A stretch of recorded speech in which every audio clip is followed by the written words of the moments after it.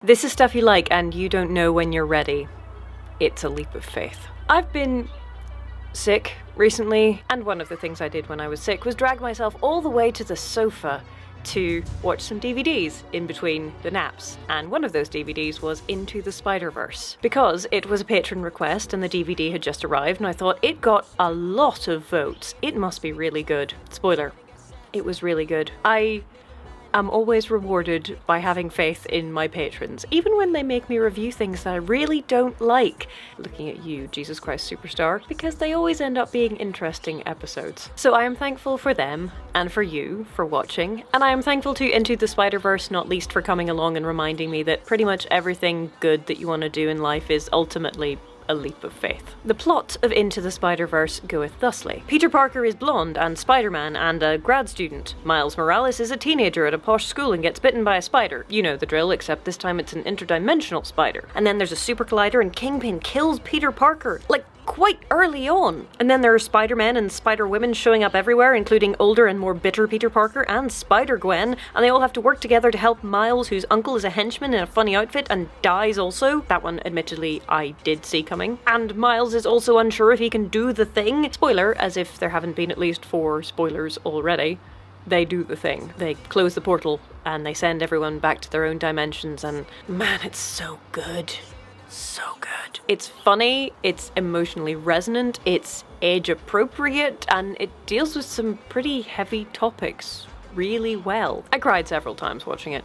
Possibly because I was sick, but also possibly because I'm a giant ball of emotions nowadays. Who knows. Into the Spider-Verse is about a lot of things. It's about how you've got to get back up every time you get knocked down. It's about how anyone can wear the mask. And it's about how you never really feel ready.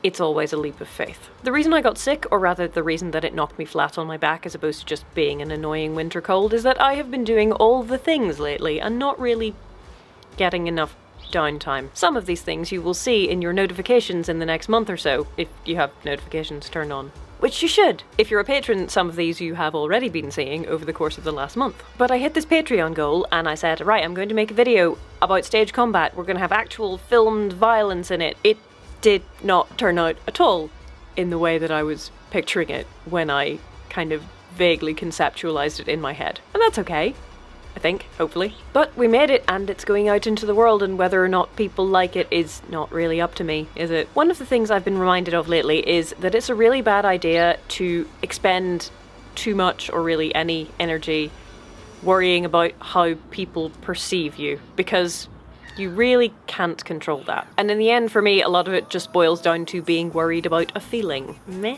I mean, that's easy to say and hard to do, but, you know, I have been reminded, and so I thought I would also share this with you. One of the reasons I think that I loved Into the Spider-Verse so much is that it knows what it is, and it doesn't apologize for it. It could have been bad. I mean, it could have been really bad. So many things have to be right to make a movie good. So many stars have to align. But I think it helps to know what you want to be. Oh look, another theme of the movie. Huh?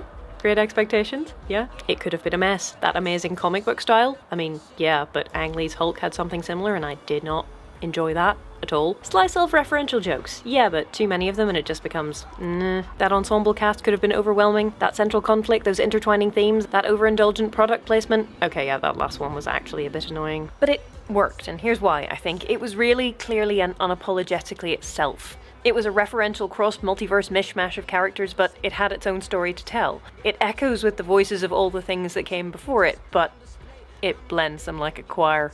And however brilliant a single voice is, and they can be brilliant, I'm a sucker for a harmony. And so are the rest of the characters, as it turns out, because they're all so happy not to be alone. Miles could be Spider-Man. Peter, Gwen, Penny, you, me, anyone can wear the mask. And it always fits, eventually. Because the truth is, for anything that you do, you can't really know that you're ready. Even if you're a big corporation, you can workshop it and focus group it, you can throw money at it, you can do all of the marketing, and it can still fail spectacularly. Or succeed wildly. Big team, small team, no team, big budget, small budget, no budget, big story, small story. Doesn't matter. It's always a leap of faith. And sometimes you just have to take it. Thanks for watching. I will see you soon for something completely different.